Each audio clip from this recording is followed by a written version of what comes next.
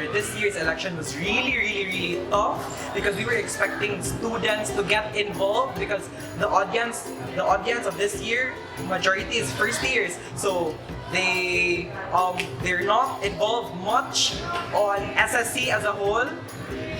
And then they're not much involved in SSC as a whole. That's why we will always say that to get involved, because that's only when the students get involved is then they can feel the empowerment and they can feel that the 12.50 pesos that they are paying is actually beneficial and is actually worth it. So all I can say for this election, it is very uncertain. One thing is, we have freshmen, and I would say freshmen are ample, right? They're ample than the third years and fourth years. And with freshmen, we don't really know what party that they choose. Maybe STAN, maybe SPP, maybe. But all I can hope for this election is that they would vote for leaders who would actually protect their students' rights and promote their students' welfare. Hindi lang unta sila magpa-char-char. Like, hopefully makita na sila leaders na would actually like work, proactive, not reactive. And I do hope na dako naman ko nahimo good for this SSC. Like, as you can see, at least sila ipahimo, like for example, 3,000 down payment, 2,000. Like, dagan bitaw ang isa na karon sa SSC. And ganahan dyan ko mapadayon na for the next set of SSC officers. And this year's election has been the most important one for years because there is a new batch of leaders on the horizon, and I think when we get to elect the leaders for this upcoming year, we would have a very new landscape of the Supreme Student Council in the USC because most of the candidates are freshmen.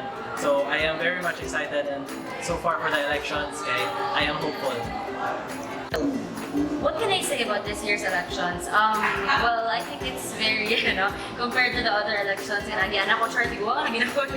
since first year I've been running, so the councilor nako, and then eventually na vice, and then this year I served as the president of the Supreme Student Council. So I think this year is one of the most, very term nga nito.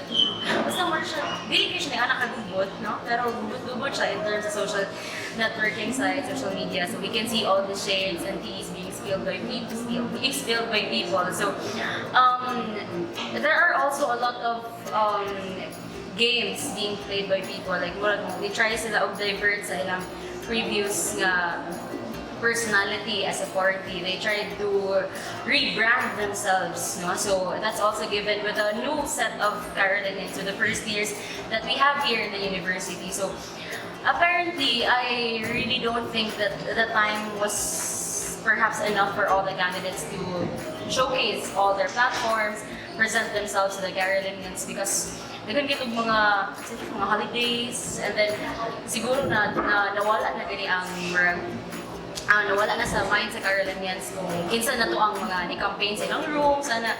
But then, of course, kudos to all the candidates who really did their best, no? To all the candidates who did all their best during the campaign period. So we really were, we were able to meet and, of course, know the different platforms of the different political parties. So we just hope that the results of this elections would yield better leaders, no? That from the many criticisms and many comments coming from the students during the campaign period, I hope that the candidates will draw their strength, no? Will draw the changes that they can do for themselves towards becoming a better leader in the Supreme Student Council. So we just hope that this year's SSC will continue the victories that we have started this year, and padayon lang kita.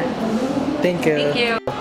Okay, so what I think about this year's election is that I'm really happy since it's my last year here in the university. I'm really glad that I see new students, freshmen who are getting involved in the student election, and it really makes me happy seeing that the new breed of Carolinians are very involved and very dedicated to actually make a change in the student council, because the SSC is for the students and by the students, and it will never change.